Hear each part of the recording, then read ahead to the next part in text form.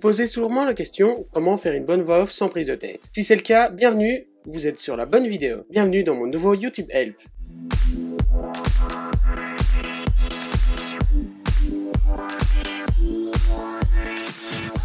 Salut la team, c'est JN Technologies. Aujourd'hui on se retrouve pour une nouvelle vidéo, encore dans un nouveau décor. Vous allez voir pourquoi. Aujourd'hui je vais en tout cas vous montrer mes astuces pour faire une bonne voix off. En tout cas les astuces que je connais, comme ça je pourrais vous aider. Avant toute chose, il faut savoir que j'utilise le logiciel Audacity. Donc je vous invite à le télécharger, les liens seront dans la description. Après avoir téléchargé Audacity, il y aura donc deux méthodes. Pour commencer, la méthode 1, c'est la méthode que j'appelle manuelle. On va donc prendre notre micro que l'on a branché au préalable. Alors ce que je vous conseille pendant l'enregistrement, c'est d'avoir une couverture que vous allez devoir placer au-dessus de vous afin d'avoir moins de réverbération dans votre pièce. Donc en fait, le son va voyager juste entre la couette et le micro. Comme ça, vous aurez un plus beau son, un peu plus propre. Donc moi, je vais le faire sans, juste pour le test. On est donc sur Audacity, je vais vous montrer comment ça se passe. On vérifie ici que notre micro est bien branché. S'il est bien branché, on peut continuer. Alors moi, ce que je fais généralement, je place la couverture au-dessus de moi et je lance l'enregistrement.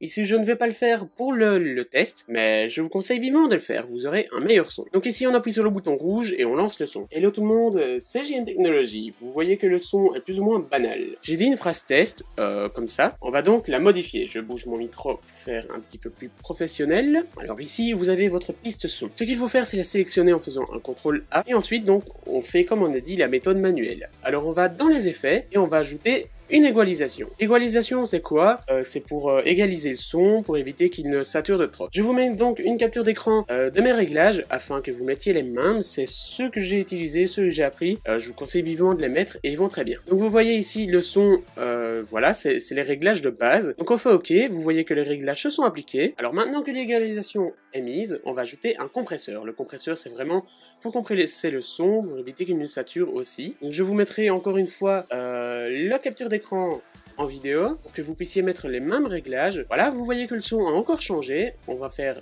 encore une fois un nouvel effet et cette fois-ci c'est un noise reduction, donc ça veut dire une réduction de bruit ambiant.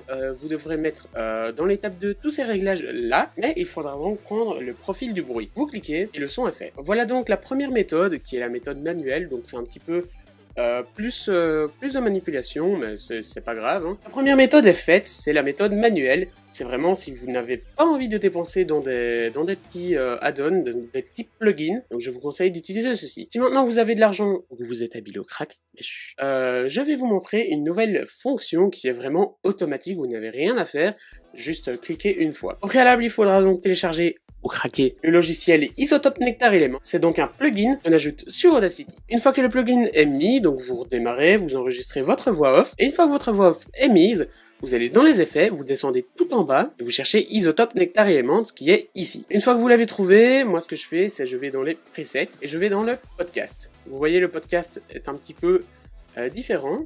Donc ce que je vous conseille de faire, c'est donc d'augmenter le level. Donc je vous mets toujours une capture d'écran pour que vous puissiez voir ce que j'ai mis comme réglage et ce que je vous conseille de mettre. Donc il faut augmenter le level, mettre un peu de gate, de DSR et monter un petit peu le timbre. Une fois que c'est fait, vous avez juste à appuyer sur appliquer et voilà, normalement tout est bon. Moi, mais c'est facultatif, je rajoute quand même un noise reduction pour éviter d'avoir du bruit de fond. Donc moi, je le mets parce que j'ai envie de le mettre, mais vous n'êtes pas obligé de le mettre. Voilà, le son est traité, une fois que c'est fait, vous faites comme d'habitude, vous allez dans Fichier, Exporter audio, vous mettez un nom, moi je vais mettre test, moi je le mets en wave, donc si vous voulez le mettre en MP4, MP3 ou quoi, vous faites ce que vous voulez, moi je préfère le wave, c'est une meilleure qualité, et vous enregistrez. Et voilà, on voit donc le son qui se trouve ici, il fonctionne correctement, je vous mettrai donc l'échantillon du son dans la description, et voilà.